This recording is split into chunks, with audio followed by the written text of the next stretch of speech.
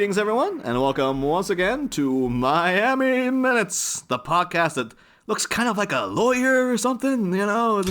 All you have to do is put on a suit and you look like a lawyer. That's all it requires. That's the only people who wear them. Yeah, the only people in the world, like an entire industry based around lawyers. And I know some lawyers, they would never even wear the jacket, quite frankly. But are they getting a bit too loose these days, are they? Well, I'm thinking about people like there's people living in England, you know. And so when they go into working in a law firm, they're in the office all day, so why they wouldn't have a suit jacket on all the time.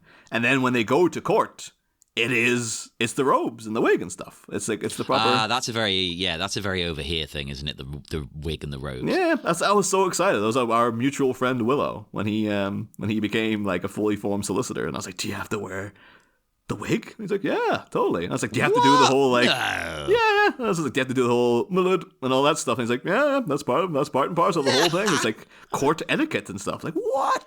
Oh my god! It's like if I had known that was still standing, I would have tried to become a solicitor just for the costuming. Solely, yeah. I was like, I'm only 36. Maybe I could go back to uni just for the sake, just to do one case in the outfit and then be like, you know what?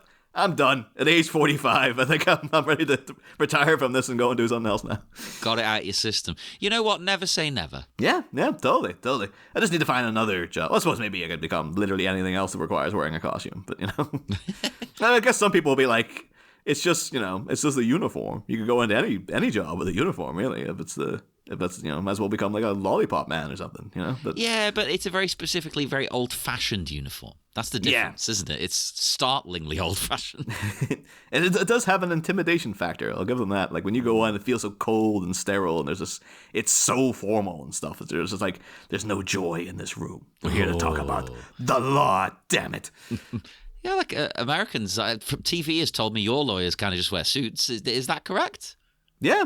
Well, I guess. Judging by this minute, I thought it would be amazing if they're like, "Oh my god, you look like a lawyer," and they cut to Jim wearing like the wig and the robes and stuff. Like, oh my god, that'd be epic. He goes to meet his dad for the first time with the wig on. Just land on that too, like, "Oh my lord," which is a very specific niche joke as well. I don't know how well that's going to carry across the Atlantic. I don't care. Oh, but yeah, we are here today to talk about minute 71 of a Miami Connection, which begins with some chariots of dire. That was great. And it ends a minute later with an awkward dashboard confessional. Oh, like the band. Yeah, that's the joke. Oh, okay. I thought I was being clever. I thought you were meaning the phrase. Okay, great. Plus, it's only dashboard adjacent as well. It doesn't quite work. But, don't ruin your own joke. Yeah, I mean, they both worked out fantastically. It's all right. I've ruined my intro. I didn't even say I'm John Parker, the other host. Oh, yeah. Oh, my God. Oh, my God. Oh, my God. You all look beautiful, listeners. Yay. So, yeah, we begin at minute 71. The first, how long is it? Like, let's see, time it out here. 10 seconds? More? No, first 8 seconds are just, them still doing the mitzvah for Jim here, like hoisting up on the shoulders and bouncing around. And it's really one of those things of like, this is a leftover from the original cut where Jim died, because it feels like feels like they're doing that for extra emphasis on like, be a real shame if something happened to this guy, right? Like, I mean, just look how happy they are. Look at it. Look how happy they are. This is the greatest thing that's ever happened to anyone. And on top of that, this is something I was going to talk about sort of as we went on, but it's perfect to bring up now. The slow motion combined with the music, right? I found this very morose. Like the tone feels sort of, it's shifted because it's so long, the slow-mo. It's veered out of the happy moment into like a bit weird and creepy and a dark tone, which you would think they would re-edit the music. No, I think you're right. I think that's deliberate, and you're right, because it is becoming morose, because in retrospect, this should have been like, this was the happiest moment of his life, and he died. He died later on. So you should be going like, it should be foreshadowing, basically, like something big's about to, like it should have like the giant from Twin Peaks appearing behind them to be like, no, with the hand waving, no. No, it really should. But in editing, in re-editing the movie, isn't this something you would go and fix and be like, all right, okay, we need to change that because the tone's off now? Well, I mean, the answer to that is yes. And the fact that they didn't do it is not surprising to me whatsoever. Oh, it kind of, yeah, it's made me like it even more, possibly. Because you would just, even if it was slow-mo, you'd cut the time in half because it started last minute. Yeah, yeah. It's still going on. Because this is 8 seconds, and it was at least like another 8 seconds at the end of the last minute, too. So. It's nuts.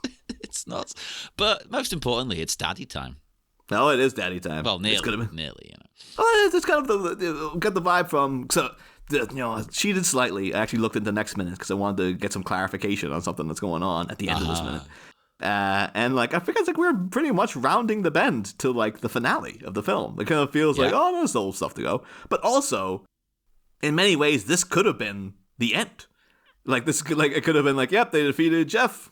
And Jim found his father, and it's just like, we did it, son. We did it. It's like Lord of the Rings. It has multiple ends. Yeah. Are you expecting to come out now and be like Leonard Nimoy going like, and that's how one man proved that we are not alone in the universe. Like, Mr. Nimoy, we still have 20 minutes left. Oh, my God. And then actually like the Lord of the Rings book.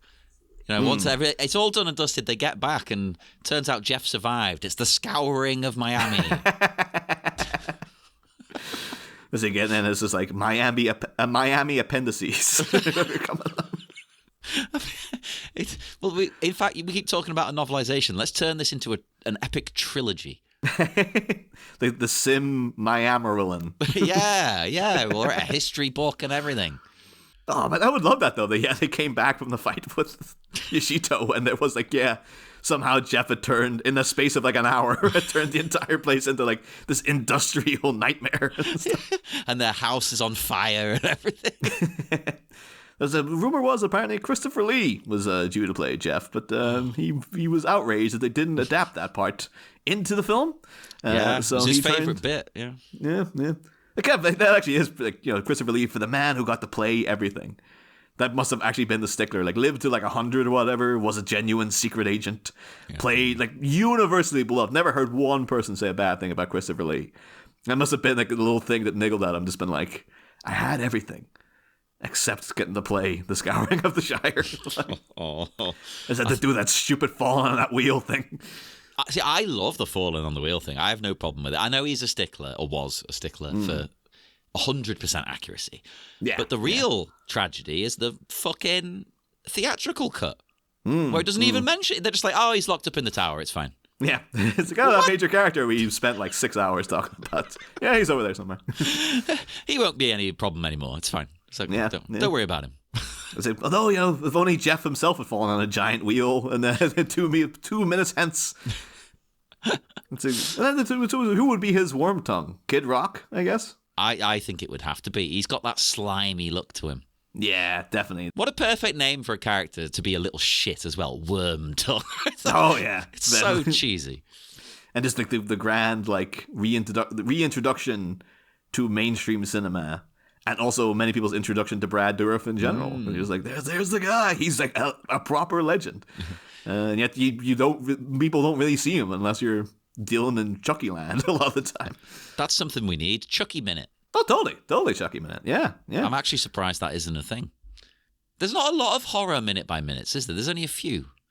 No. I know the guy, the Exorcist people. There's an Exorcist minutes. That's because that's art, though. That's a proper one. You can properly seriously talk about the Exorcist minute by minute, and like not even riff on anything. Just be like, well, no, we're here to talk about the very serious film, The Exorcist and stuff. Man, I think that would have suited some. I mean, I haven't heard that. That could be amazing. But if it was brand new, I think that might have suited the Alien minute guys. Oh, totally. That kind of analysis. Yeah. I think there's like Night of the Living minutes. Yes. But I don't know if because it's like, people aren't aware, like, listen to this show. We are one of about like 240 minute movies by minutes podcast out there. Yeah. What I will say as well, I should get this out of the way here at the beginning. Yet again, 4 shirtless dudes. Uh-huh. But only 1 towel visible this time. So it's not 6 drinks, it's 5 drinks. Is it 4? Oh, wait, it's John in the back. Sorry. Yeah, I've got paused on a minute here where I was just I'm like, not counting Mark as shirtless because he might have the guns on show, but that doesn't count to me. Make a note, too, to bring it up later. They're all a big fan of that shade of red. Like, it comes up at the end of the minute, too. It's like, man, they love that pairing. That's like that band colour. You know, like our band's colour's red. So I sympathise, I empathise, I connect. Yeah, but it's just so weird. It's like they kind of, not to get into spoilery territory, but they kind of dress Jim up in the same, and then when Jane appears, it's like, yeah, she's wearing the same colors too. It's just like, yeah, we just like that shade of red. And that's YK Kim, like, oh yeah, I've purchased a copyright on that shade. Like that's, I own that shade of red. So Dragon Red. Yeah, there you go. It's like, I wanted to call it Red Dragon, but oh, even better, Red Dragon on the Dulux color chart. And then they said I couldn't call it that, so I was going to call it Manhunter. But then they said that apparently someone else was using that name too, so I went with Dragon Red. Fine, third choice. But yeah. This is some slightly, like, again, YK Kim really selling the joy here. John in the back really going for it. Angelo kind of looks like he's straining under the weight there a little bit. He's kind of got like a little bit of a, hoo boy. Like, well, picking someone up like this, I've only done it once or twice. It's harder than you think, even with a group of you. Well, that's the thing. So you always assume, like, oh, somebody, a person, because you haul yourself around. Yeah. Okay. Then like, well, you know, I'm fine. I can move around, and I don't think I'm zipping up and down stairs and stuff. I'm not that heavy, right? And then you realize, like, no, most people are like over 120 pounds and stuff. It's like, you try to lift 120 pounds, you won't be able to by yourself, you know? Again, even like four of you lifting someone. We were doing sort of similar to someone. It was their birthday. So, you know, we got him drunk and we picked him up and threw him into the air 30 times. 30 times? There's like things like, by time 12, you're like, oh man, this is a mistake. You're not even halfway. God almighty. There's a video of us doing it, and I think about halfway through it is like, whoa. Was he turning 30, or was that just like an arbitrary number? No, it was his 30th birthday. Oh, okay. I don't, you know, not to darken the tone anyway, too, but like, on top of that, I don't know, have you ever been a pallbearer? No, I haven't, but I believe that is incredibly heavy. Oh, yeah, because I have been. And Jesus Christ, nothing prepares you for how goddamn heavy that is. You've got the added heaviness, like the weight of the coffin. Yeah, it's a solid wooden coffin with a full adult person inside. And there's like, well, it's like, you know, there's like usually like 6 of you, I guess. But it's still like, if you're, you know, holding up one corner, it's just like, oh my God, like all that weight of that corner is coming down on you. Yeah. And I was very self-conscious the entire time. It's just like, I think I'm making a show of myself because I cannot hold this anymore. This is insane. Jesus. This is horrible. Yeah, it's I get that it's mostly for the respect and things like that, but I'd struggle. I'd get some mechanical thing. Yeah. Have a robot do me if I die. Yeah, all these developments in AI and stuff like that. Just like, just let a robot take care of that now. You know, I mean, I'm saying it kind of jokingly because I do get why they don't do that. You know, because it's about treating someone as a person, isn't it, and being respectful and all these things. Yeah. And it's like your final way of honoring them, I suppose. That's still the one of the great mysteries of Batman Returns, of course, is like the Penguins moving the dead Penguin, like Oswald Cobblepot Penguin. Into the water after he dies without not even touching him. Like it's somehow crazy. His body that's coming along there, their kind of wings are like kind of slightly grazing him, I guess, and then somehow his body just starts moving into the water. They're just that buff. You can't tell because they're penguins, but you know those flippers, those fins. Are they flippers or fins? Flippers, super powerful. Yeah. That's the thing we probably covered in that episode, but just like how his nose isn't getting scraped off too. It's just like he's face down on a cement floor, and they just rips off. We see him under the water, though. He's like perfectly intact. It's like, I'm pretty sure his nose would be messed up, man. Like, his whole face would be, like, just shredded going in. That. But anywho. So we're getting, it's like, what do we call it? Like, the kind of bar mitzvah kind of thing? The, guys in the chair going, Is that what that's called? I know what that is, but I never know what the event is. I'm going to believe you. I believe, I'm not... I know something because we've a mutual friend who's intensely Jewish, and she keeps informing me of various different things. But I was like, whoa, there's a lot of lore going on there. And so I yeah. kind of have a vague idea, like, oh yeah, bar or bat mitzvah. So I think bat mitzvah is the boy, right? Or maybe it's a wedding. It might be for because weddings. I think it's. Hang on. Isn't it bar mitzvah for the boy and bat mitzvah for the girl? See, listeners, you can tell we're not Jewish. Yeah, I think maybe that's correct because I think I did initially want to do some sort of bat mitzvah joke for Bat Minute. Yeah. And then it was just like, nah, we had to wait until Batman and Robin to do that because that's when Batgirl became Batgirl. Then you can call it a bat mitzvah. Yeah. That makes sense. And until then, tragically not, But yeah. So we at the end of this, and then we cut to some fine tailoring going on. I say fine tailoring, but maybe for the 80s. But I'm pretty sure guys had sharper looking suits in this in the 80s as well. Well, yeah, but our first instinct last week, if you remember, was to assume that they're going to be going to like the second-hand shop, the thrift store for the Americans there. That's what we speculated. But no, fair play, they've gone to an actual suit shop. Yeah, so, yeah. They can't afford the most expensive suit for him. But again, I think it's nice for the time. I think it's a good cut and it's a nice colour. I don't normally like grey, but I think he rocks grey. That was weird, that too, because it feels like they've chosen it based on John's jacket. Like, he's like, oh, you know what the best colour is? Grey. Oh, his jacket's great, though. Although his looks too big for him. He didn't look like he got it tailored. No, that's a fashion thing. I've seen that in the 80s. It's like a super... Oh, they brought them back. What did they call them? Like for women, like a boyfriend jacket or something. Ah. Where it's deliberately super baggy in that. Yeah, what was the one? There was a Bowie video. It's not like Little China Girl, or there's one where he's wearing like a tan suit that's like insanely huge on him. Oh, yeah, I know the one. I can't think which video it is, but I know what you mean. Yeah, it's like a borderline zoot suit, but it's huge. Like it's just one of those. It's like there's more suit than Bowie in this song, quite frankly. Yeah, it was actually a zoot suit. I think it was just like even bigger because I found the shop that made it, and I wanted one. But I didn't have like £600. Not cheap. It's a lot of material. And then Bowie came in, he's like, I'm going to make this a thing. And then he saw Stop Making Sense and David Byrne. He's like, all right, I've invested at my own. There's no way I'm going to get a suit bigger than that. That is very Bowie, actually. I'm surprised that isn't Bowie in the suit rather than David Byrne. Because it's a bit, it's a bit like Klaus Nomi with the big shoulders and everything. Yeah. It's like, cause I know David Byrne, he has very, very specific references and stuff he's going for. It's apparently based on certain types of Japanese kimono and stuff that you can get. Oh, I can see it now you've told me, yeah. Yeah. I know the exact type of kimono you mean. Fuck. It's not just, a lot of talking heads might just look weird for the sake of being weird, but no, he's following the band for many years, and like every dance move and every little thing he's doing is like some sort of, he's sourced it from somewhere and it means something that he's put it in that song and things like that. He's a big dance, like, he's studied ballet and stuff, David Byrne. Like he knows dance. He knows what it means and things. So. I need to steal more moves off him. You know what? When I'm coming up with moves, I never nick moves from David Byrne. Oh, he's the Nick Byrne. Like back in my teenage years, out in the club, I was doing, no one else was doing it. I think that's why I never got laid or anything. But like, I was doing the jittery David Byrne moves all the time. Yeah. Hell yeah. And listeners, that is where you will find Niall. You'll find him in the club. Yep, in the club. But yeah, I have to say as well, though, the only thing that struck my mind when Jim gets in this suit is that it's like 98% like a Pee Wee Herman cosplay. Only the tie is different. Yes,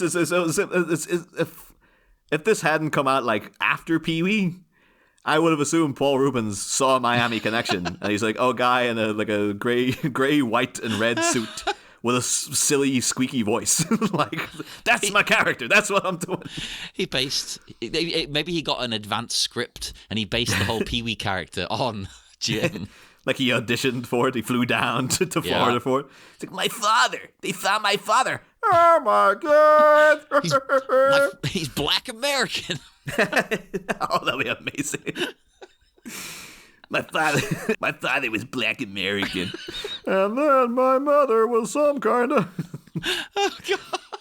I feel bad because I always think I do like an okay Pee-wee impersonation, and every time I do it to two people, they're like, "That's the worst thing I've ever heard." No, that's what he sounds like. It sounds a bit like you're doing a Muppet, but he sounds like a Muppet. Yeah. So I've heard people. I remember because I was going on. Speaking of other movies by menacing, our friend Sean German, who does the Next Scene podcast, breaking down movies scene by scene, he recently completed Pee-wee's Big Adventure, and I was on there for an episode. Hey. And so I was like, I better perfect my Pee-wee voice. And I went to that same friend who's intensely Jewish, and I was like, because she's a big Pee-wee fan. And I was like, so what do you think of this? It sounds kind of like Pee-wee, right? And she was just like, you sound like the gingerbread man from Shrek. I was like, I mean, maybe I'll save it for Shrek minute then. Yeah, and I suppose she is an actress. We have to take her word for it. Yeah. But she didn't come back with an even better one though. I was just like, all right, let's hear your Pee-wee. And I guess she was just like, I'm not foolish enough to get involved with that. Well, that's the thing. She never said she could do Pee-wee. That's the difference here. Yeah, I suppose it's unreasonable to demand someone when they say you can't do it to go like, well, let's see you do it then. Yeah. It's like, I also can't do it, but it doesn't matter. Like, I'm just saying neither of us can do it. I think it's good. I think it captures the spirit. It's not an exact replica, but I know who you're doing. I can't do it, I do kind of now want, though, someone to edit in, like, various scenes of mine. Like, the previous fight at the quarry or, like, the building site or whatever you want to call it. And just someone edit in Pee-wee running around, like, doing the little Pee-wee walk, going over and bumping into people and sending Vader flying. And yes. And then just at the end, like, his dad showing up. And it's just like this. Like, I guess that actually would make sense for Pee-wee Herman, too, because we never see his parents. So. Does he have them? I think he's an alien, like Mr. Bean. Well, it's also a very Mr. Beanish outfit the Jim's getting here as well. Yeah. Mr. Bean's the tweed jacket, the dark trousers, but the same white shirt, red tie. I think someone pointed out recently as well. I never considered it. And I had to say I kind of had a contention with it. Where they're saying, like, oh, Mr. Bean is England's answer to Pee-wee. Oh, no, it's a totally different thing. I was like, I guess both white men with short, dark hair in distinctive suits. That's literally it. There's no other connection between their comedy or anything. Yeah. If people want to hear us talk more about Pee-wee, actually, we did a whole episode on Batman about the Pee-wee Herman Christmas special way, way back when as well. So, which I still think may be one of our finest triumphs. Yeah, it was a good episode. It was good. It's always weird when, like, we come around to, like, the holiday season and we have a new holiday episode out, but you kind of want to go, like, we did some great ones back. Don't forget those either. Like that Jingle All the Way one was amazing as well. But I think we always try and put a different gimmick on it because that one was like a variety show. But you can't do that again unless you've got like another 8 million songs and skits and things. It's like, well, that's not really going to be doable, is it? So you've got to have a new thing. You got a new bit.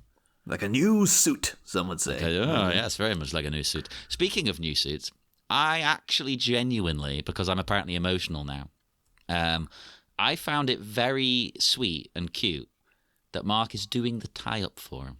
Oh, yeah. It kind of has a vibe of, like, it's a very fatherly thing to do. Yeah, I'm your daddy. But the thing is, I actually thought it was very, like, if you want to get into, like, jokey kind of stuff, you could say there's a moment between them. Like, these really, like, there's a vibe of, like, oh, yeah, Jim, yeah, look, doing up his tie. There's the intimacy of it. Well, he does say he looks beautiful. Yeah. But also, I think it's just like, has Mark not been the father to Dragon Sound, basically? Like, he's the guy teaching them all this stuff. He's the guy getting them through all their problems. Like, he looks notably older than everyone else there. He is, like, and now he's like, yeah, like, it's almost like in Guardians of the Galaxy. He's like the Yondu to Kurt Russell. Yeah.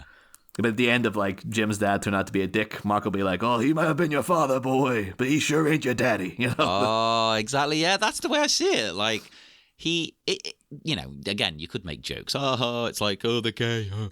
But that's... We'll reserve 10 minutes for that at the end. That's cheapening it, I think. Because I actually did find this very sweet. It is a fatherly moment. It's a bit like he's sending his kid off to college, or he's sending his kid off to the prom.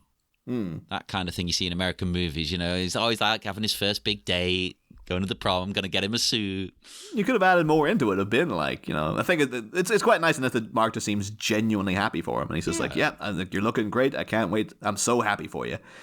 But it could also be a thing of like, you're like, I raised you, man. Like you've been together for like 10 plus years. Like I've watched you since you were a teen in the orphanage, Yeah, coming right. up with me. And I was like, now you're going to see your real dad, and you're going to forget about Mark and all this kind of stuff. But yeah, no, I think it's a genuinely very nice. I guess I have to say, testament to YK Kim as well. It's like he's selling it. Like, Yeah.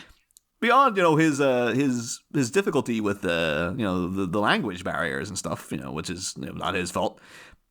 It's like he's actually got the makings of an actor in there. Like he knows how to play emotion anyway. Absolutely. For sure. Yeah. I mean, I'm sure there's only certain things he can pull off. He's not going to be perfect, but this. If only he were like a Mr. Bean to Jim's Pee-wee. And so he just came in all the time and was just like...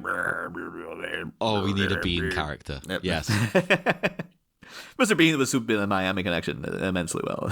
That's something else we need to Photoshop. Come on. Fans, you're letting us down. Photoshop it. Quick. I will say, the setting actually brought back memories for myself. Oh. In that, like, this does seem like I don't know if it is an outright, like, proper tailor. I think it's like a discount store that does a bunch of stuff. Because it really looked to me like in my hometown, there was a place called Harry Corey's. And it just did a bit of like, oh yeah, you get cheap furniture, you get lamps, you get all kinds of crap. We also sell suits, we also sell this, that, the other. We got paintings here, you can get anything for your decor, your house. You need some cheap shoes, yeah, you come down to Harry Corey's. Like that's, the tagline was, you need help, you need Harry. Oh, that's a good tagline. Yeah, it's still there today, I believe, Harry Corey's. Like I've not been in a long time, but like I remember being in there with like my parents when I was little, and it just looked like this. Like those sofas, I'm pretty sure they're for sale. Okay, I didn't interpret it that way. That's interesting. Like that in the background, it could be a cash register. That also could be a piano that they're selling. Like it's kind of got that sort of that vibe of just like, yeah, we do a bit of everything in here. And this is like, well, I need a suit. And we had a vague idea that he's it's not a guy coming over with like the measuring tape around him and doing like, Mr. G, I'm so happy you're here. It just looks like a guy who was like, what'd you say, 15 medium? Okay. Yeah, this is it, right? Even if it is that kind of thing, it's still a whole like world, apart from what we were picturing. Yeah. Because we were talking about how we just assumed, oh, well, they're going to club together and get him something secondhand, because they haven't got a lot of cash, which would, to be honest, would probably have been a much more sensible option. But yeah. I get it. They want to splash out on their friend. They want to be nice, don't they? They want to get him something good, make a good impression to his dad, who's a deadbeat. I don't know why you want to impress him that much. He ran away, but okay, we won't judge him. He was young. Yeah. They're going to find out, like, the original, like, another original ending they had was it was going to be exactly like that episode of Fresh Prince, where Jim's dad just, like, takes off at the end. And there's going to be a big scene between him and... I mean, that's what we're going to be. Mark is the Uncle Phil in this scenario right here. Yeah. There's going to be, like, a scene of, like, I don't care about him. Like, I'm going to be a better father than he ever was. To hell with him. And just Mark standing there looking devastated and stuff. Oh, but that ties into what you said before, because Mark, he's happy here. He's happy for his friend. You're going to meet your dad. But, I think if it didn't go well, he's not going to feel slighted. He's like, no, I'm still here for you. Yeah, totally. Well, I'll also say, too, like, the gods of TV were always against me whenever, like, a company comes around and is like, stick on something for the background. Every time I put on Fresh Prince, it would inevitably turn out to be that episode. Oh, no. And you better believe it changes the tone in the room. Yeah. Like, you're scrambling for the remote. Like, I can't, like, it's too emotional to have that happening. Because everyone buys into it. Everyone instantly gets into, like, holy moly. Like, this is incredibly powerful stuff for, like, a 35-year-old sitcom with I was going to say a questionable actor. Will Smith's actually a really good actor. So. Yeah, but I mean, as is James Avery. That was his, I was going to say his first role. Was it really his first role? Yeah, I think it was. I think that was him. That was the beginning of Big Willie, Big Willie style. Yeah. Well, he's, this guy and his Big Willie, he's got it all put away. And I actually... You think they had to go, like, they actually got him, like, the trousers and stuff like that, and then he's just like, oh, the jacket doesn't fit. It's like, you need extra big trousers because of what you're packing down there, man. But like, I'll go and get you a smaller jacket, Plus, this is an era where you've got not super tight pants, but you've got a nice cut on the pants, so you've got to be able to fit things.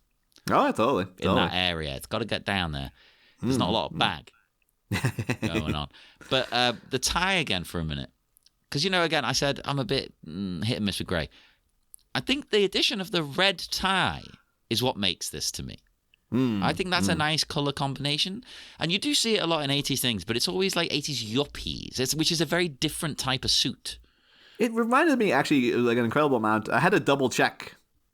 Because I was like, I've seen this outfit before. Beyond, it looking a bit like Pee-wee's outfit. And it really reminded me of Trading Places. That's what I was thinking, yeah. Yeah, and Eddie Murphy, I think he's a shade darker in the suit's a shade darker, but he's wearing the white tie, the white shirt, red tie, and a kind of charcoalish gray suit. So it's like, so it might have just been the fashion back then. Maybe, but you know what? It works for me. The red makes the whole thing work. Any other color, I don't think would go. A black tie? No, that would look weird with the grey. And what other color? A blue one? No, that wouldn't work with the grey either, I don't think. It's too close to grey. He's not going to go in for the Hannibal Lecter TV show where he's like, yes, tartan with a paisley tie. And you're just like, you need to be like a genius to be able to pull that off correctly. And luckily, Mads Mikkelsen's Hannibal Lecter is. So he looks incredible in those outfits. But if I showed up like that, it could go either way, quite frankly. Oh, you'd look great. I think anyone would look great in those. Come on. I think they obviously had like the stylistic choices in that show were just like so immense that they're like, yeah, of course, every outfit looks beautiful. Of course it does. Not as beautiful as this one. It's beautiful. You say it's beautiful. Yeah. It's beautiful. Although I have to say, not to get into anything too political. But the white shirt, red tie is very synonymous with Trump. For me these days too. He's of course wearing a black suit all the time. I was going to say that I think the suit is what changes that. I remember thinking like it's obviously it's not the same. They're not the same country despite allegiances and whatnot. But like I always found it a little weird that like a couple of years ago we would have seen like intense leftist like politician Jeremy Corbyn out there with a white shirt and a red tie because Labour Party, that's the color. That's the colour of, in every other country, the red is the colour of the people. Yeah. And then in America, it was like his polar opposite in terms of political leanings. Donald Trump wearing basically the same outfit. And it was just like, but it seems color-coded. But over here, it's like, no, conservatives are blue. Yeah. Labor is red. And then it seems like in America, I don't know if it's as strict. I think you could show up in whatever you want, quite frankly. But it does feel like Trump's very much decided like, no, this is the fit. This is the outfit. Like that's actually, as a former history student and politics, student, I need to know the answer, and I've never looked that up before. Why? I'm sure there's a good reason. Why has America got it that way round, color-wise? When everyone else basically red is like leftist, it's socialist, things like that. Well, it seems too, because like. For so many years in American history, it was all better red, better dead than red. And like it was so synonymous with like communism and so they understand that other people use red in that other way. Yeah. So it just seems weird that they turn around and be like, no, this guy who's like, I guess he would say he's for the people. But it doesn't come across that way. Then again, you know what? I'm saying all country. That's too much of a blanket statement as well, because I mean. They had red in it, but East Germany, for instance, the Deutsche Demokratische Republik, they're blue. Yeah. That was always their colour, was blue. So it's like, okay, so it's not everybody. That's intriguing. Yeah. And I think there may have been a party in Germany. My German politics isn't great. I think there might have been a socialist one that used yellow, which was unique. Am I making that up? Listeners, I might be making that up. It might be someone else. And then over here you have like the outright. They're trying to invoke kind of different things, but we outright have the Green Party as well. But I think they're more green to evoke kind of eco stuff, rather than anything, But no, but it all works, doesn't it? Because I think red is for the people. I'm pulling this out my ass, so I might be wrong. I always thought it was for the people because it's like the blood of the people. Yeah. A bit like the Rastafarian flag. It's let me try and remember. So it's red. Yeah, so red signifies the blood of the people killed for the black community. So, yeah, the blood of the people. Green is the vegetation of the land, and the gold is wealth. So, yeah. So red, again, it's in a similar context. So that's why I always kind of thought it was for that. But it's one of those things that I've just taken for granted and never looked up. Yeah. That's I'm sure it all goes on to, like, because you will get parties that are like, purple or whatever is are. But I'm pretty sure, like, although Trump seems the type that he himself would have decreed probably way before his political career, like, this is it, this is the look, I'm doing this, I don't have to think about it. Well, to be fair, I think he had that look already, didn't he? Yeah, I think if you go way back, like to that Home Alone 2 cameo, he's probably wearing that outfit, But he's a man who, I can't say many nice things about him, but I guess he sticks when he gets in there, when he gets an idea in his head. It's tough to move, Although, having said that, he used to be on a member of the other party, didn't he? Of course. So, Actually, yeah. Now we are getting political there. I do have to point out, though, as well, like, now we get this long shot. Commenting on John's baggy jacket before, I have to wonder, are his rolled-up sleeves a Crockett-esque fashion statement, or are his sleeves genuinely just too long and he has to roll them up? Any other era, I would say the latter, but being the 80s, again, that was part of the thing, wasn't it, with the boyfriend jacket? Usually worn by women, so it's quite interesting that he's rocking it. Yeah. Because I think Cyndi Lauper would wear these and she'd roll the sleeves up and things like that. She had many a good fit, as the kids say, fit. Yeah. I only just learned that meant outfit. I've been confused the whole time. Oh no, I've been vaguely aware of it for a while. But now I think it's like it's not used anymore. Oh, for God's sake! I only found out nobody says yeet anymore. I think last time someone used yeet was in 2018, John. Yeah, that to me, 2018 feels like it was last week.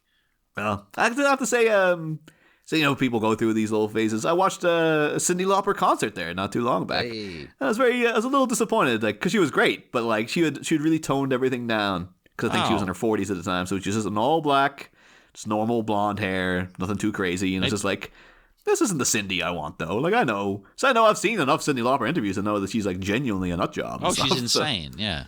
Yeah, again, very linked to Pee Wee Herman too. Did the theme tune to Pee Wee's Playhouse? Cyndi Lauper. You can see, like, there's a great photo of her and Paul Rubens out in the golf course together and stuff, like in the most garish golf clothes in the history of mankind. Oh yeah, it's classic, that, isn't it? They look amazing. Yeah. That's the Cyndi Lauper I want. So then when she came out and she did like a French accordion-led version of She Bop, and then only did like 40 seconds of it, I was just like, oh, come on, man. Like, just give me the stuff. Give me the good stuff. Maybe she's doing a Bowie. Maybe she's going through a different era. This is her new character at the time. Oh, I think they probably very much will, because this was like from like 2001 or something. Maybe not then. And then, but I'm pretty sure if you saw, I don't think she does tour or anything now, but I'm sure if she did, she probably would go back to more of a classic Cyndi look, because that's going out on the road. That's what everyone would be expecting. Whereas, like, again, even David Byrne in the 90s, you see photos of him touring, and he looks like Jesus. Like well, like Raphael-like versions of Jesus, with like big long hair and they do this. Yeah, you'd be very much like, this is David Byrne trying to expand into territory, and he doesn't really know what he's doing. Like he's just trying some stuff, and it's from the 90s where just he was kind of at a low point, and then like now when you see him, you're like, oh yeah, that's what David Byrne would look like. That's kind of his whole thing. I always get intrigued by an artist's let's say wilderness years, though. I always find that very interesting to study and listen to the music and stuff. He did some stuff that was genuinely like freaky. Like he used to dress in like a muscle suit, but not like a George Michael, like, in Arrested Development. Oh, you mean like an anatomical thing? An anatomical, like he has been skinned. Ooh. And there's a live performance of him on some like American talk show doing a version of Psycho Killer. When they start, and it's all very minimalist, and then from inside the crowd, he just emerges like a walking completely covered head to toe. Hellraiser. Yeah. Oh, totally looks like Frank from Hellraiser just appearing, and he's just because he's so. I think nowadays it's explained by he's Asperger's, but his character always seemed like he's so odd. Yeah, that you would genuinely thinking like, is he confessing that he is a psycho killer and he's about to kill me? Like all along, he's been trying to get arrested. And he used to show up in like big pink furry suits, like a suit that was just like It looked like, in Batman and Robin, the big pink gorilla, the Poison Ivy's hiding inside. Yeah. Just that as a 3-piece suit. And it looked amazing, but it's from the 90s, and it's just like, yeah, he's promoting like albums that no one cares about, and the songs, like, it'd be songs that he would never perform now because no one bought them at the time, thing. But now, if I had money, I'd be doing that. I'd just go to the shops dressed like that. So they do Jim getting the big pink furry suit here, like, I think it looks great, guys. It's beautiful, like a lawyer or something. No, well, it's better than the anatomical muscle suit you were wearing there earlier. I'll give you that, Jim. He was going to meet his dad dressed in that. He's just going to emerge from the bushes. Hey, Dad! It's me! This is like, if he accepts me at my musculature, he really loves me. Now, when they say he looks like a lawyer or something, he does look good in it. Absolutely. Suits him. Suits you, sir. Oh, yeah. That's some dated English comedy right there. Suits you, sir. That's one of those ones, too, just like, I don't know Americans that know that. That was one of the biggest shows in the UK in the 90s, with a thing called The Fast Show, a sketch show. And one of the recurring sketches was just two very effeminate, very pervy tailors, suit salesman tailors coming in and sort of like borderline sexually harassing whoever was there. Not physically, they're more like getting off on how they look. Yeah. And then one of the big things was just like, suit you, sir. Does it make it was borderline? Does it make you Randy, sir? Kind of thing. It was bordering into Austin Powers and kind of like, can you imagine, sir, a nice tight fit down there around the bullshit? They're basically orgasming at the thought of this. It's surprisingly a comedy that's never... I think they did an advert in like the early 2000s, and then I don't know if it would stand now. Like, it is basically like sexual harassment. It's funny, Yeah, probably wouldn't work. You have to be there. Yeah. We were the last generation that got to experience that kind of comedy. It's sad. You can't sexually harass people anymore. What's the world coming to? And he does look good in it, right? But I suppose... comparing him to a lawyer, thinking about it, back then, am I right in this, listeners? Am I wrong? I suppose that suits were kind of more for successful people. Yeah. No, I mean successful in the traditional sense. You can be successful in many ways, but you know what I'm saying. Whereas, these days you can go and get quite a cheap one over here in a shop called like Primark. Mm-hmm. They sell suits quite cheap. I'm sure America, you've got an equivalent. But could you get that really in the 80s, like at that kind of a level? I don't think you could. I wonder, too, because this is, 86, released in 87. And then Wall Street is 88. Yeah. And I'm wondering, had it been a year or two later, would he be wearing, like, a two-tone collar and, like, having the suspenders? And would they have full-on Gordon Gekko'd him? Because I know that became a thing. They absolutely did. And don't they in that... maybe I'm remembering wrong. Don't they wear, like, a lot of double-breasted jackets? Oh, yeah, totally. I'm not a big fan of them a lot of the time, Unless they button up really high.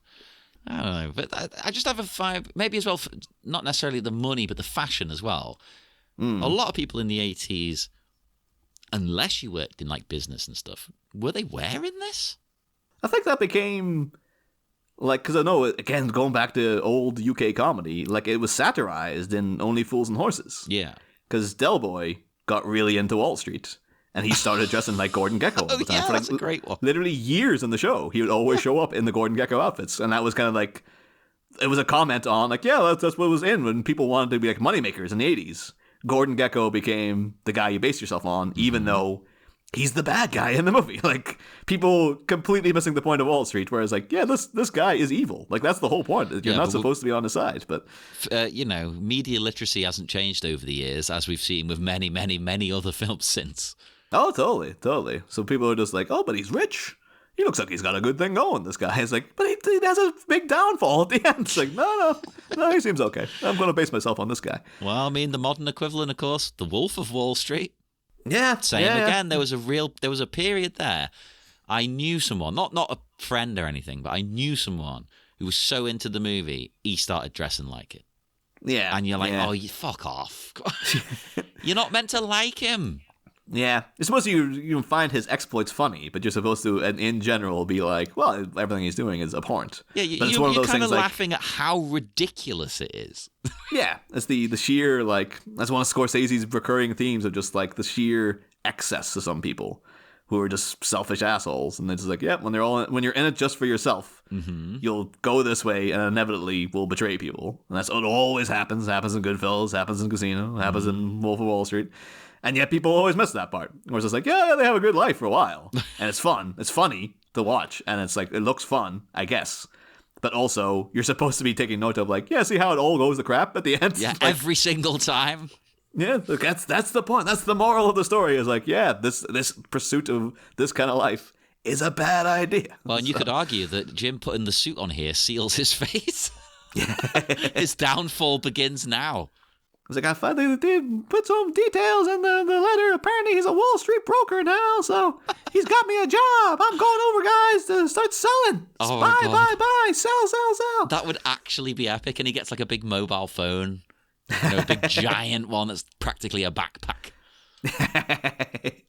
The next movie is like him coming in to like demolish the house so he can build a high rise. Turn it into luxury condos. It usually is. That was always the plot line of things back in the 80s. It was just like rich people knocking things down. We're going to tear down the youth center. It's like, yeah, I have to find some reason to knock down this like suburban college housing in Orlando. Oh, well, I tried to find out the average cost of a suit back then. It was a bit difficult, actually. You would think that would just be all over the internet. It wasn't. But I did find 1986's sort of averages via the Morris County Library. Ooh. I went with bottom end pricing because, again, I assumed that's what the boys would be buying here. They're not going to be going top tier, really. Yeah. No shame. The only snag in my whole thing was, for some reason, the Morris County Library only had the average price of a woman's suit. Ah. So I'm going to have to go off that because it's probably going to be around the same, roughly, right? I don't know. There's a lot of, like, I think that's one of many things that, you know, one of the many things women's complain about is that, like, a lot of their stuff is priced more than well, I tried to take that into account as well and looked at other prices of things. And at least, call it the pink tax. Remember that used to be a thing? Well, a lot of the clothing items in this kind of a realm, let's say, you know, not really fashion, more business, the men's were often more. Oh. I think it's because they're assuming men will buy the one. Oh, okay. You know, it's a bit stereotypical. He'll buy that one suit, won't he? Is he going to buy another one? Maybe not. Yeah. But they're assuming a woman's going to buy more stuff, you know. Yeah, unless you are a rich guy who's like, yeah, it's a different suit every day. Yeah. You know? But I mean, and I know that's probably shifted over the years. I'm going off this library's averages. So yeah. I kind of rounded it and looked at things and I thought, well, I'm going with the woman's price. We're going to go with that. That was $80, Ooh. which is quite a lot, but the other items are going to be quite a bit cheaper as we go through. So the suit's about $80. Some nice shoes, because you see a shot coming up where it looks like he's got some pretty nice shoes, you know, some snazzy shoes to go with your suit. They average around $40. Oh, wow. Yeah. And then the shirt would be about $10. Mm-hmm. See, so the suit being quite pricey, it's suddenly dropping now. Bizarrely, the tie average was listed at $13.50. That's more than the shirt. Which I was like, is that a thing now? I wouldn't. But then again, I don't wear stuff like, when I buy a suit and a tie, it'll either be secondhand or it'll be deliberately something weird. So, yeah. I don't know if I've ever bought a shirt and tie combo or anything like that. It's like I bought many ties, but they've been for varying. Like usually, I will buy ties from like secondhand stores and stuff like that. Yeah. So. Well, so all of that totaled $143.50, which when I converted it, if Google isn't lying to me, in today's money, it says that is around $389, which actually does fit with the amounts they were rounding up. Okay. You know, because they were rounding up all the cash. But obviously they might be giving him money for other things as well. Maybe get him a cologne, stuff we don't see. Get a mani-pedi. Well, that's not going nuts, But, so they're probably getting maybe get his haircut, stuff like that. But that was the average, was around that kind of price. I think maybe they'd be coming in a bit under that. I think they'd be going for something on discount as well. Imagine they didn't bother with the cologne, and then when Jim's dad shows up, he's just like, "Oh my god, my son stinks! Oh, I'm out of here! Jesus Christ!" At the very least, get him the Old Spice cologne. Come on, ship in the bottle. Yeah, his dad comes over. He's like, "It smells like something with a ship in the bottle." Oh, his dad is Mads Mikkelsen. He just turns around back on the plane. Like, "Sir, this plane isn't running again today." "I'll wait." Oh, bless him. I like to think he smells nice. Well, these guys probably, maybe what would they go for? Brute? Something like that back then? Oh, yeah, brute. I think they're brute men. Yeah, oh, totally. He's probably have to borrow John's, because John's obviously having to impress Jane all the time, so he's probably the one. Like, the rest of the guys are all free and single, but like John's like, "Yeah, I'm packing some cologne you can have." Sure. Why not? 2 sprays, though. 2 sprays is all I can give you, because this has to last me till the end of the month, But speaking of Jane, though, of course, then again, this is one of the things like people listening who like know this movie off by heart must have been like really, really like at their wits' end with us like a couple of weeks ago when we were just like, "Does Jane show up in the movie? Did they ever address the whole thing?" She did. I think we both were just like, did they ever mention the whole thing about them killing his brother or them killing her brother?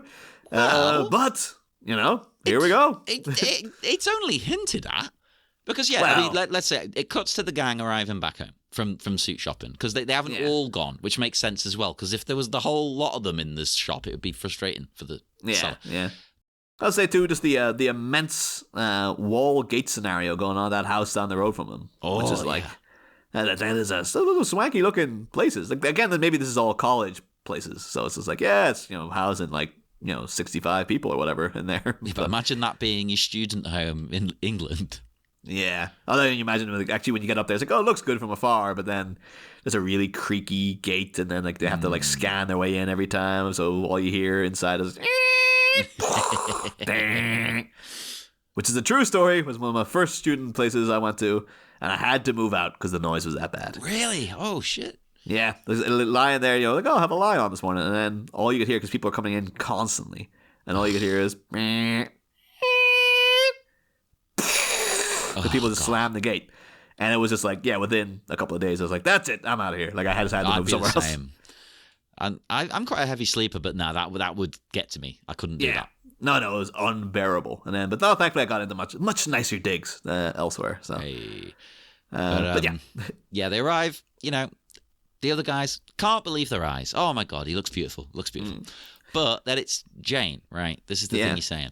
We got this awkward scenario where both Jane and I think Jack has they look like they brought out like proper one of the house chairs out for Jack, and then I guess that's the only chairs they have because Tom's or Angelo, whatever you want to call him, is just squatting. He's just like, I'll squat for. Maybe he's Slavic at heart.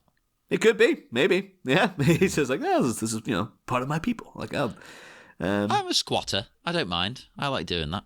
Or maybe it's part of the taekwondo things. It's like, you squat for like an hour every day. Yeah. Just... Mark's told him, "Don't you move till we get back." Yeah. And then you have to squat next to people in nice, comfortable looking chairs, because that just makes it. If you can get past the mental, if you have the mental fortitude to deal with that, and the physical fortitude, then a taekwondo master you will be. Oh, that's the trick. That's the trick. Is to mess with your mind. But Jane looking like a queen. She gets up and goes over to John. And also probably like a little like, "So, kind of stealing my outfit, huh?" Yeah. That's my jacket. Yeah, that's my thing. Like, I got my gray coat over there. It's like, "Did you just see me wearing this last week?" And we're like, "That's it. That's the..." We just have the same jacket, damn it. But they don't fully address what's happened at all. What does happen? I found this very interesting. Their first interaction, it feels awkward. Yeah. Like they both know what's gone on, but they don't want to talk about it. Yeah. Well, as I said, I did look into next minute, so not to get into anything spoilery, but things are discussed when we get there. I know, but we have to talk about this minute now. Yeah. This minute, it's interesting that it's not the first thing that you would fucking speak about, right? Yeah. You'd be like, hang on, look, we just have to get this out of the way. But it feels kind of realistic in a way that they're worried to talk about it. They grab each other's hands, and she apologizes for being gone for so long. It's like, oh, come on, love, your brother was just murdered. Well, how long was you gone for? How long has it been since the death of Jeff? It feels like a day. Yeah, like I just took it to be like, yeah, it's just literally, this is the next morning. And they're like, Oh, maybe they're one of those couples who can't bear to be apart from each other for 10 minutes. oh, could be. This is like, there was a time jump. And this is like, yeah, it's been months of just like, I guess maybe it took, it would be logical to think maybe it's been a while, because then it just took a while for like the military or whatever to find Jim's dad. Yeah. And Jim's gone off and become a lawyer. Yeah. And now he looks the part more than just playing the part. Yeah. Again, though, I wonder if it's like what's he studying at uni? Maybe it's just like it was a deliberate thing. Like, now you look like a lawyer. Like, this is it. Now, like, you could use this suit a million times. Maybe it was like your graduation present was going to be a suit. Yeah, because he's studying law. Yeah. He's just like, I've been looking into it, guys, and I'm pretty sure killing people is illegal. Like, no, Jim, you have to study harder and find a way for us to get out of this, okay? It's very important that we get out of it. But considering, though, again, we don't know if it's been addressed between them before. But there is this kind of, like, weighted silence in there. But then Jim kind of comes over with a kind of, like, look at my new sexy duds outfit. And, kind of attitude towards Jane. And she does have a kind of like, hey, look at you, you look great, and et cetera, et cetera. So it would feel, if it was the first time, to be like, hey, your brother's dead, but look, don't I look great, huh? It is weird. It's an interesting scene. Yeah. Very tense, but not in like an aggressive way, in like a, oh God, this is going to be awkward kind of a way. You wonder if maybe she's just been, like, that's why Angela was squatting next to her. He's just like, because that's what you do when you're breaking bad news. You just squat next to someone. So it could be, he's like, by the way, while you were away, I know you went on holiday. You know how your brother didn't call you? Well. He's like, oh, he's so inconsiderate. It's like, well, I'm sure he was. But you remember how your brother used to love a good laugh? Good reference. Oh, but I just watched that one the other week. Oh yeah, it's been the Christmas one, that one. Yeah, I think so. Yeah. And so again, another friggin' old '90s UK based comedy. We're like going over the Father Dead references here. It's like a nectar this season. Father Ted podcast coming soon. I'm sure there are a billion Father Ted podcasts at this point, and they're all going to be dodging around like, well, the legacy's a little bit tainted now. But so, are we going to consider, for the listeners, is this still family drama, or have we, I don't know, because the drama sort of subsided, so I was on the fence. Oh no, I consider this family drama. I think this is all the silences here are very loaded. This feels like no, there's something, there's an unspoken drama happening. Okay, and yeah, plus, listeners, take a drink then. Would you call it drama? Just all the stuff with Jim's dad? Would that be like? That's what I was thinking of mostly. Yeah. I think the drama of that has kind of waned a little bit, but it's technically, it depends how you're interpreting the word drama. Yeah, because drama always, it sort of indicates a negative kind of connotation. But it could be like, no, drama, like he's excitement, He's excited about his dad, But, and that's why I wasn't sure. It's like, well, will the listeners get what I mean? Because a lot of people will interpret it as, oh, drama, Yeah. Well, they're down to drink. I mean, the only other thing I've got is the commentary track, really, unless you got something. No. And that's not really got anything. Yeah. I will say maybe the, from that final shot, we got the kind of very, very Romeo and Juliet looking freeze frame of Jane and John. We did all the, those jokes, whether it be in good taste or not, about Jim packing. And I was just going to say, in that jumpsuit, Jane... Well, Jenny got back, she's good. She's good. That sounded creepy. I mean, she's good looking. Is what I'm trying to say. She's pretty.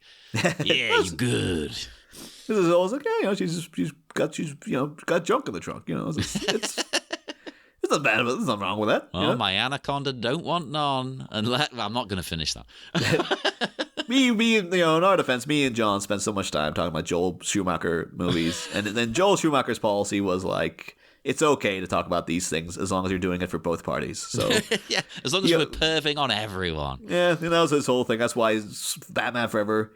People don't remember. If you've not watched Batman Forever in a while, it is packed with sexual tension. It is so needlessly erotic most of the time.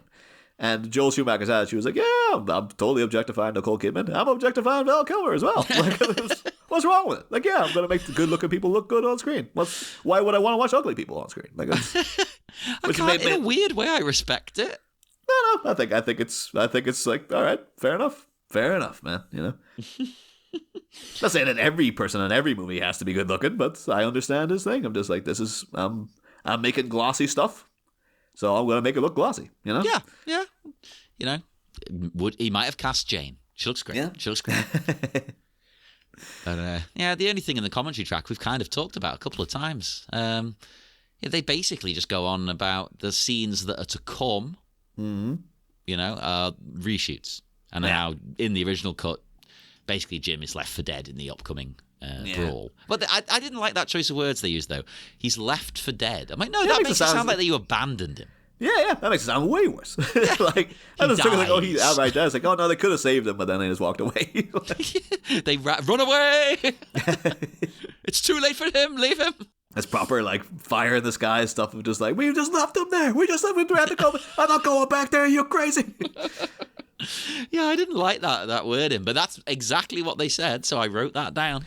Imagine though, like all the police interviews and stuff too. It was like, so would you left your friend for dead out there? It's like, there were ninjas everywhere. What the hell you want from me? To be fair, I think you would be let off. It's like it's not every day you're assaulted by ninjas. Well, and then this reality as well that this film is presenting. It could either be like people going, like the hardened cops going, so your friend got killed by ninjas, right? Or it could be like, oh god, damn, those ninja gangs everywhere. Just, you can really go either way. It's either like there's an alternate film with like a hardened police, like a season of True Detective that's just about some guy trying to take down, like, I don't know who would it be, which kind of vaguely washed up actor who could use a season of True Detective? James Dreyfus. James Dreyfus coming in here. And just like portraying like a hardened Orlandian cop trying to track down, you know, the gang that killed his daughter. I 100% think that's the world they're living in, because it's that well known that this band can make songs about it, and nobody's going, "What the fuck are they talking about?" That's true. It's just like these guys are saying what we're all thinking right here. Yeah. They're like the Smiths. They drag us out like the Smiths of this reality. Like, imagine that Morrissey comes out and he's like, yeah, my biggest inspiration were Dragon Sound. There's such an inherent truth to all their lyrics. But again, getting all the controversial the figures. That's what we're here for. But I'm noted out. Yeah, as am I. Well, we will break the connection once more, dear listeners. You're all looking beautiful, I am sure. Get your suits off, though. Get your clothes off. Get them on the floor. Whip your suits off. Get your ties off. Relax. Chill. We're not going to be back for another week. You've got to wait another week to hear our dulcet tones. But do join us for minute 72. Yeah. And speak to us on all the socials in the meantime. All of them. We're on everything. Just look us up. I'm not even going to go through them all. It's too many. Facebook, Twitter, all of them. Did I make a blue sky? No, I haven't made a blue sky yet. If you want one, I'll make one. I don't think blue sky. I think that's gone now. Like, well, that's the thing. I don't know. I've got them all just in case. I go on and secure the names a lot of the time. Not just for the shows, for my own personal shit as well. I'm like, no, I'm going to get everything. I've got Mastodon. That died. Yeah. Threads. People still trying to make Threads a thing going, but. I stick with Threads. I don't really post the shows on Threads, but I like it for my personal stuff because it's connected to your Instagram. Yeah, I've heard, like, I've been tricked into like clicking on thread links a couple of times. I always go, no, I'm not doing this. But also, everything I hear about Threads, are people going, no, it's good. It's like MySpace circa 2005. Like, it's kind of got that vibe about where there's not that many people on, and you feel like you can breathe, you know, when you're there. I get that. We do have a podcast Threads. I stopped posting on it because it was getting to be too much work and for very little feedback. Yeah. But if you are on there, I will get the notification. So feel free. Go ahead. And yes, join us again next time for more Miami Minutes. We got nothing for an outro line. Listen to me.